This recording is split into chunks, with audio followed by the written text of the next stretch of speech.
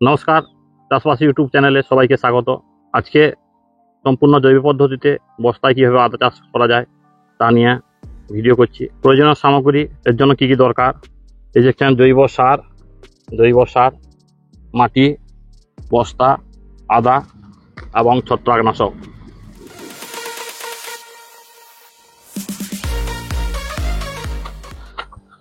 প্রথমে প্রত্যেক বস্তায় 4 থেকে 5 ইঞ্চি শুধু মাটি ভর্তি করছি, কারণ এগুলো যেহেতু বস্তায় চাষ করা হবে, ওই জৈব সার মিশিয়ে দিলে জল শোষণ ক্ষমতা বেড়ে যায়, যার জন্য জল চুঁয়ে মাটির নিচে চলে যাবে, যার ফলে জলের অভাবে গাছটা মরে যেতে পারে।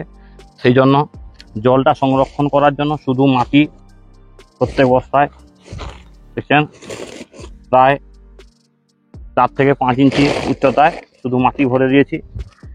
এরপর যেহেতু সম্পূর্ণ জৈব পদ্ধতিতে করব, তার জন্য অর্ধেক জৈব সার, এর মধ্যে আছে গোবর, ছাগল, মুরগি, হাঁসের বিষ্ঠা, ফলের খোসা, আলু পেঁয়াজের খোসা, অবশিষ্ট খাদ্য, আনাজের খোসা, ধানের খোসা, পুরানো খড় অর্থাৎ খড় পচা।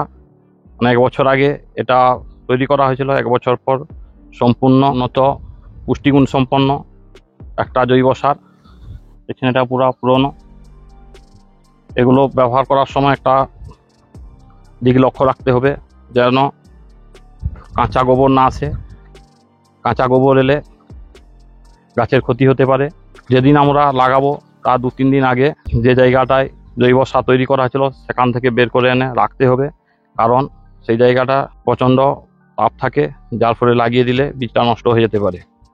এই জৈব সারে অনেক অপকারী ছত্রাক থাকতে পারে, তার জন্য এই যে স্প্রিন্ট, এটা একটা উন্নত ছত্রাকনাশক, এইটা দিয়ে আমি ছত্রাক নাশ করে দেব, যার ফলে গাছ বেরোনোর পর অনেক সময় অনেক গাছ শুকিয়ে যায়, অর্থাৎ বীজগুলাতে ছত্রাক লেগে যায়, যার ফলে গাছ মরে যায়। সেটা যাতে না হয় প্রথম থেকেই তার জন্য সাবধানতা অবলম্বন করছি। এরপর জৈব সারটাকে ভালো করে এভাবে মিক্স করে নেব। তারপর আর একটু ফাঙ্গিসাইড বা ছত্রাকনাশক দিয়ে দেবো, যাতে জৈব সারের সব অংশই ছত্রাকনাশক থাকে, যার ফলে একটাও বীজ নষ্ট হবে না। মাটির সঙ্গে ভালো করে মিক্স করে দিতে হবে এরকম করে।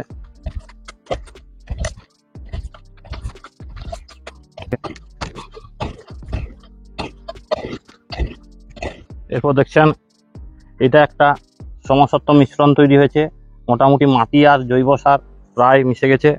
এরপর আর একটু ফাঙ্গিসাইড দিয়ে দিচ্ছি, যাতে ফাঙ্গিসাইডটা মাটি এবং জৈব সারের মিশ্রণের সব জায়গায় থাকে। এটা একটা শক্তিশালী ফাঙ্গিসাইড স্প্রিন্ট। এখানে আছে কার্বনিজম 25% এবং ম্যাঙ্কোজেব 50%। এটা ভালো কাজ করে। এরপর এই মিশ্রণটা আরও বস্তায় প্রায় 4 ইঞ্চি উচ্চতায় ভর্তি করে দেব এইভাবে। এই প্রত্যেক বস্তায় মাটিটা যেন প্রতি বস্তায় 1 ফুটের কাছাকাছি থাকে, যার ফলে জলটা সংরক্ষণ করতে পারবে এবং গাছের বৃদ্ধি ভালো হবে। গাছের বৃদ্ধি ভালো হলে আদার ফলন ভালো হবে। যদি 4-5 ইঞ্চি মাটি দিই, জল সংরক্ষণ করতে পারবে না, জলের অভাবে গাছ শুকিয়ে যেতে পারে কিংবা ফলন কমে যেতে পারে। এর জন্য প্রতি বস্তায় 1 ফুট থেকে 15 ইঞ্চি পর্যন্ত মাটি ভর্তি করব। এইভাবে ভরে লক্ষ্য রাখতে হবে গাছে বস্তার কোনো জায়গায় যেন ফাঁক ফোকর না থাকে, কারণ জল দেওয়ার পর মাটিটা ধস নেমে যাবে, না হলে ধস নামার ফলে গাছটির শিকড় ছিঁড়ে যেতে পারে। এই জন্য মাটিটা যাতে সলিডভাবে বসে যায় এইভাবে শুকিয়ে দিতে হবে প্রত্যেকটা বস্তা। আর বস্তা ভরে দেওয়ার পর একটা নির্দিষ্ট জায়গায় যেখানে রাখা হয় বস্তাগুলো সেখানে স্থানান্তরিত করতে হবে। দেখছেন প্রত্যেক বস্তার মাটির উচ্চতা প্রায় 1 ফুট বা 14-15 ইঞ্চির মতো আছে। এই অবস্থায় একটি নির্দিষ্ট স্থায়ী জায়গায় আমরা ট্রান্সফার করে দেবো বস্তাগুলোকে এইভাবে।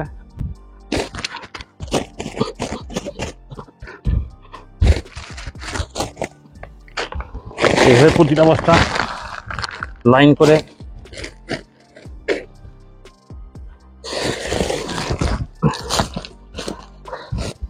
রেখে দিলাম।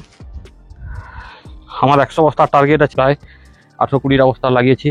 প্রচণ্ড গরম ও তাপের জন্য লাগানো সম্ভব হচ্ছে না, একটু বৃষ্টি নামলে পরে লাগাবো।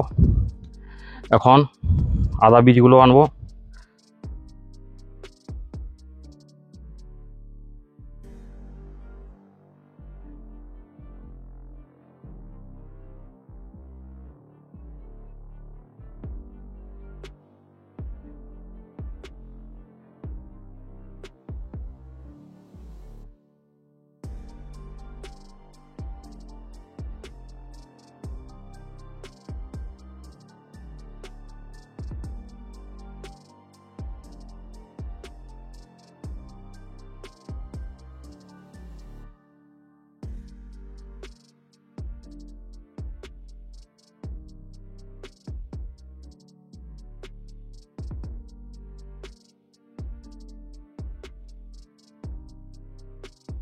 এরপর এই আদার বীজগুলো আমরা শোধন করব। তার জন্য কার্বনিজম 50% WP আকারে আছে। এটা 2-3 লিটার জলে 5 গ্রাম মতো দিয়ে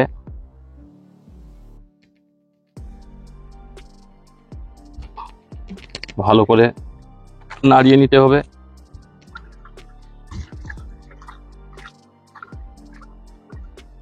এবং প্রায় 2-3 ঘন্টা এই আদার বীজগুলা এখানে ডুবিয়ে রাখতে হবে, যার ফলে এই মাটির ভিতরে থাকা অবস্থায় যেসব ছত্রাক ছিল সেই ছত্রাকগুলো, অপকারী ছত্রাকগুলো মারা যাবে, যার ফলে লাগানোর পর অনেক সময় দেখা যায় গাছ ওঠার পর গাছ মরে যায়, সেই সব রোগগুলা হবে না। এরপর এই ছত্রাকনাশকের মধ্যে ডুবিয়ে রাখা আদা বীজগুলো বের করছি।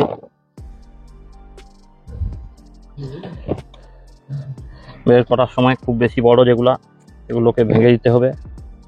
বেশি বড় একসঙ্গে লাগালে কোনো ফায়দা নেই। সেটা 3টে করে একটা বস্তায় 3 জায়গায় লাগিয়ে দিলে ফলনের পরিমাণ বেশি হবে।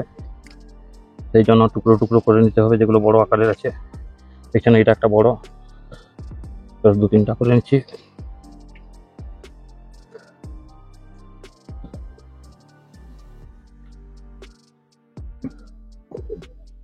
এইভাবে এই মাপের যেন প্রত্যেকটা থাকে,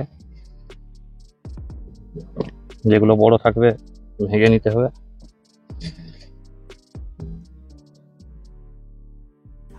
লাগানোর আগে অবশ্যই ছত্রাকনাশক ব্যবহার করবেন, দিয়ে বীজটাকে শোধন করতে হবে। না হলে গাছ বেরানোর পর তারা চাষ করেন দেখেছেন গাছের পাতা হলুদ হয়ে যায় এবং কিছুদিন করে মারা যায়। যেটা হয় সাধারণত ছত্রাকের আক্রমণের ফলে। এখন আমি প্রতিটা বস্তায় মাঝখানে পুরো লাগাবো না, একটা করে আমি এই বস্তা থেকে প্রায় 3-4 ইঞ্চি ছেড়ে 3টে কিংবা 2টো বীজ লাগাবো। এইভাবে এই বড় বীজটা ভেঙে 2টো করে দিচ্ছি। এইখানে একটু লাগাবো, এখানে একটা লাগাবো, তারপরে এইখানে, যার ফলে যে গাছটা উঠবে তার চারিদিকে মোটামুটি শাখা প্রশাখা বেরাবে, যার ফলে আপনার ফলন একটা অবস্থায় 1.5 থেকে 2 কেজি পর্যন্ত হতে পারে।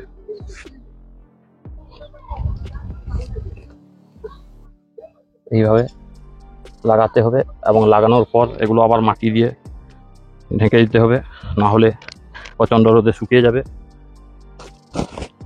এইভাবে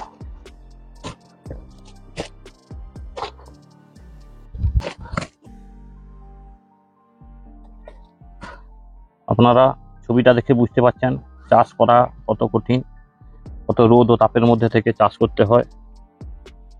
কিন্তু চাষির জিনিসপত্র একটু দাম বাড়লেই বাজারে হইচই পড়ে যায়। কিন্তু কোনো কোম্পানির জিনিসপত্র যখন দাম বাড়ে সেটা করতে কেউ সাহস পায় না। এইভাবে সবগুলো বস্তায় একটু ছাড়া ছাড়া করে 3টে করে বীজ লাগিয়ে দিলাম।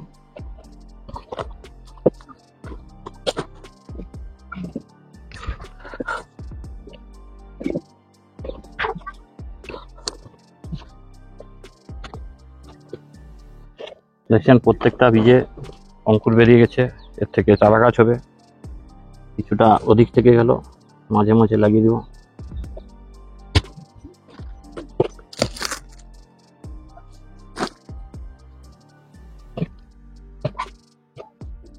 ব্যাস এইভাবে লাগিয়ে দিলাম। এরপরে অবশিষ্ট যে মাটির আছে সেটাকে তুলে নেব।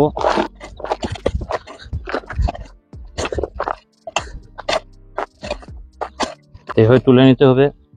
এবং এই যে বীজটা লাগানো হয়েছে, বীজটা যদি উপরে পড়ে থাকে তাপে নষ্ট হয়ে যাবে।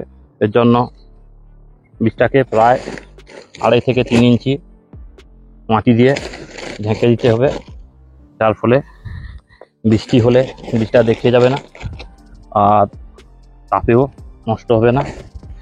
এইভাবে ভালো করে দিয়ে একটু মাটির উপরটা শক্ত করে দিতে হবে।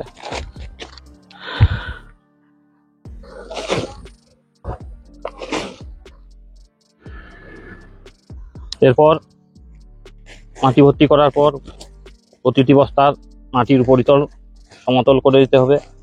আর কোথাও উঁচু কোথাও নিচু থাকলে উঁচু জায়গাটায় জল প্রবেশ করবে না এবং নিচু জায়গাটায় বেশি জল পাবে।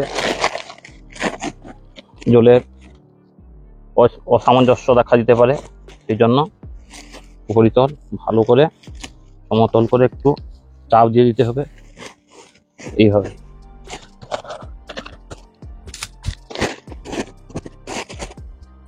এই যে জলটায় বীজ শোধন করা হয়েছিল, ফাঙ্গিসাইড মেশানো আছে, এটা অপচয় করব না। এটা ঢেলে প্রতিটা গাছে ভালো করে দিয়ে দিতে হবে।